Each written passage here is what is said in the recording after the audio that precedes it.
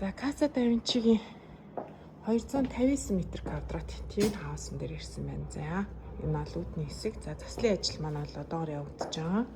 4 сарын 30 гэхэд заслын ажил дуусна. За 40 м2 бүхий 2 автомашины дулаан зогсоолтой. За ингээд бүгдээрээ танилцъя. Нэг давхартай бол зочны өрөө болон жижиг унтлагын өрөө болон нянагийн өрөө байдлаар ашиглах боломжтой нэг юм жижиг өрөө. За зочдын ариун цэврийн өрөө.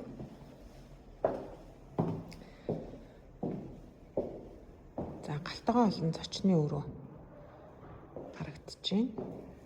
За заслын хувьд бол хамгийн сүүлийн үеийн заслаар тухайн хаус маань хийгдэж байна. За шатны хамгаалах шилэн хаалтууд хийгдсэн. За шууд том өрөөнөөс болохоор энэ хаалгаар гараад тэрээс руугаа гарчих боломжтой. Өөрийн идэлбэр газар нь болохоор 450 м2 газартай. За үүн дээр болохоор 259 м2 тийм хаус байрлаж байна. За дээдлийн хэсгийг үзцгээе. За дээрээ бол 4 унтлагын өрөө, 4 ариун цэврийн өрөө байгаа. Нийтдээ бол 5 ариун цэврийн өрөөтэй.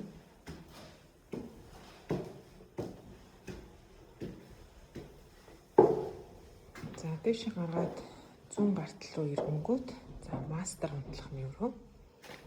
За баруун гарт талд хувцсны өрөөний хэсэг.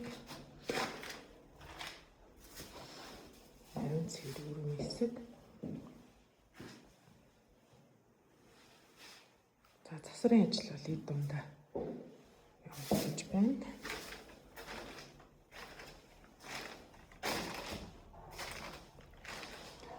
Унтлагын өрөө маань урагшаа болон хоошоо гэсэн хар утастай байгаа. За хойд руу болохоор шууд тагт руугаа гарчна.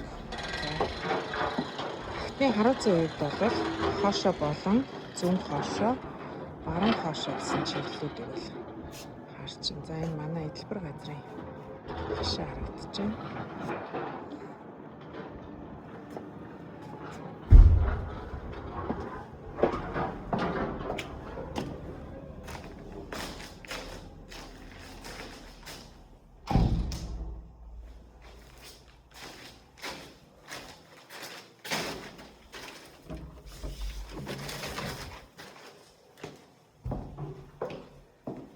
За энэ хүүхдийн мастер өрөө. За харуулсан хувьд бол урд зөөрөөгөө харсан. За ариун цэврийн өрөөний хувьд бол бусад өвштэй.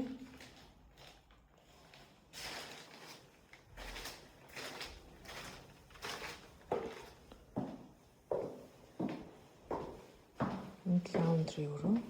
За энд нэм жижиг унтлагын өрөө.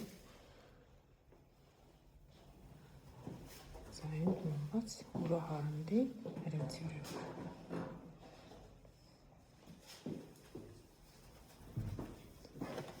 За энд бас жижиг унтлагын өрөө. За шатны хонглын шилэн хаалтаас хийгдсэн байна. За